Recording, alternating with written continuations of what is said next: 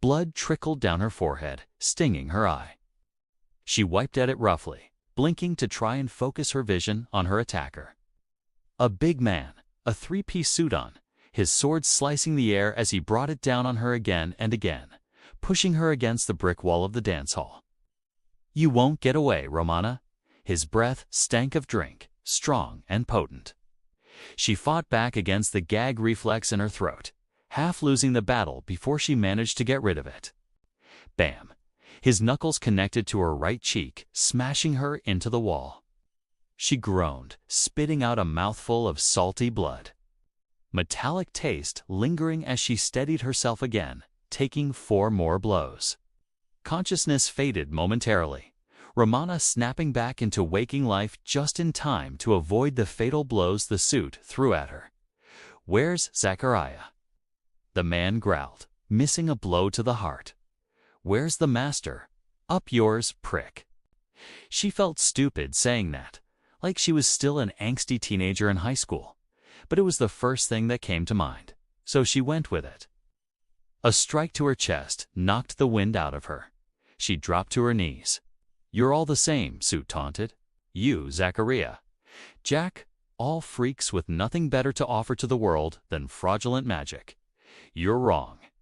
Romana spat on his shoes. He swung the sword up.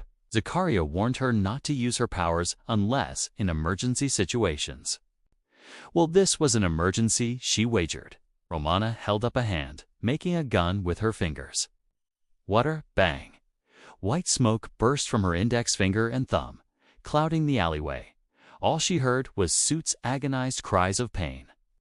She sucked in much-needed air, thanked the gods above for giving her the opportunity to use a spell, and quickly got to her feet. Romana stumbled through the white smoke, going past where Suit lay on the ground holding his gut. She didn't look long, guilt already hitting her. Why she should feel guilty from defending herself was beyond her, but that was how she was. Even when someone deserved what she gave them, Romana still felt sorry for it afterwards.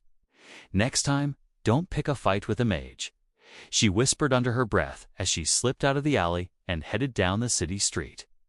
Halvaz City, home to a population of roughly 1 million people of various races and backgrounds, from the gnomes to the dark elves, it was a melding pot, or so the mayor said.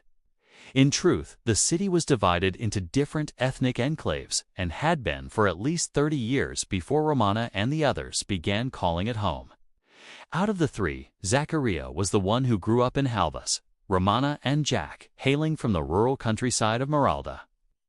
The Suit, a part of a vigilante group known as the Saviors, wanted to purge the city of frauds, criminals, and useless scum, as their slogan said, and Zacharia was near the top of the list. A half-elf, son of an human father and high-elf mother, Zacharia was raised in the eastern section of Halvaz, an area filled with poverty and neglect. His parents, handworkers at a glass factory, gave him the best life they could, but he found himself on the streets early. Not as a criminal, mind you, but as a magician. For Zach, as he preferred, discovered at an early age he could do magic. It started off as small things at first, making objects float in the air, pushing things with his mind, before moving on to bigger things, like controlling the weather and setting things on fire. Most people assumed Zacharia was a magician, one of those who practiced fake magic, and he went along with it. Early in the morning, Halvaz was quiet, most sleeping or getting ready for work. She tried not to limp, but found herself doing so more and more as the pain got worse, spreading too much of her lower body. "You just had to confront him, didn't you?" She scolded herself, walking past an elderly couple on their morning jog. "What the hell were you thinking? Taking on the Saviors solo? Idiot." In recent weeks, the Saviors began harassing their shows, telling them to skip town or face the consequences, and finally she had enough, going out that night to confront them. And thus, here she was. Badly beaten, nearly killed, and soon she might have an arrest warrant on her head. The apartment she shared with Zacharia and Jack was on La Pointe Street in Daylin, a section of Halvaz not exactly poor, but not exactly rich either. Comfortable. Comfortable is how'd you describe it? Walking up the steps, Romana glanced at one of the windows on the opposite building, the dwarven couple inside arguing. She heard the shouting, the vitriol in their voices, but couldn't make out the words. Thank gods for that.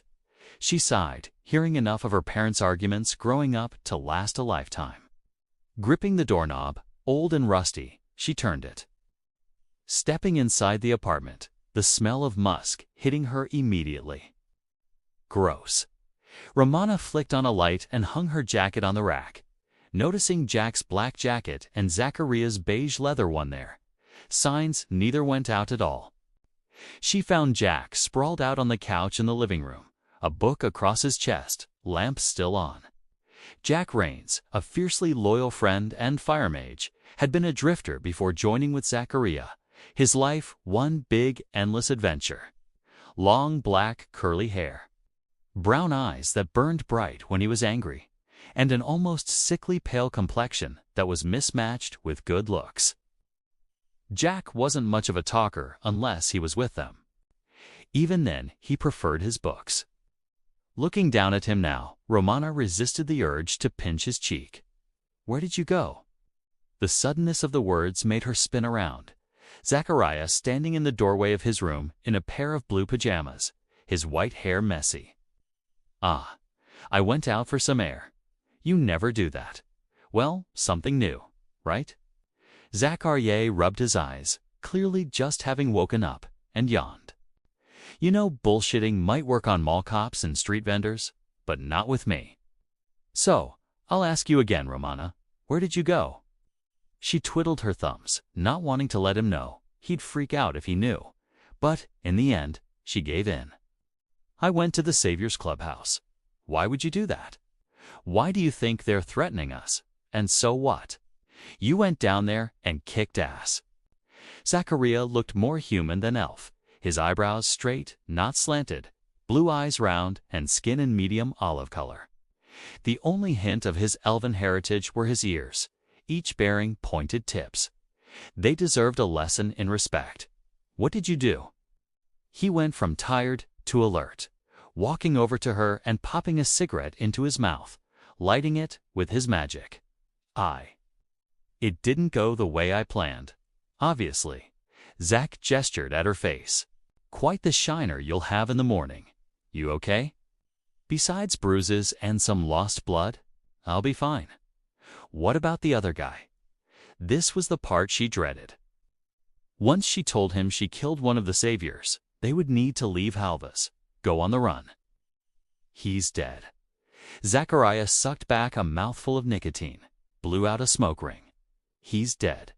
How? Ha. I used magic to shoot him. Shoot him. She made the finger gun like she did back there. Zacharia shook his head. You dumbass. He closed his eyes. Didn't you think? It's kinda hard when the prick was trying to slice me open with a sword. Point taken, he turned his head to glance down at Jack. Still soundly asleep on the couch. Wake him up. We need to pack.